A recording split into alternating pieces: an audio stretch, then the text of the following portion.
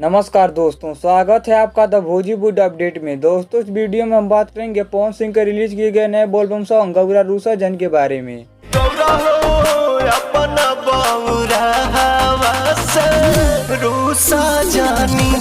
दोस्तों, इस गाने को लिखा है आशुतोष तिवारी ने और गाने में अपना म्यूजिक दिया है प्रियांशु सिंह ने। दोस्तों, इस गाने को पवन सिंह और प्रियंका सिंह की आवाज में रिकॉर्ड किया गया है। इस गाने को यूट्यूब पर ऐसी फिल्म के ऑफिशियल चैनल पर रिलीज कर दिया गया है। आप जाकर इस गाने को सुन सकते हैं।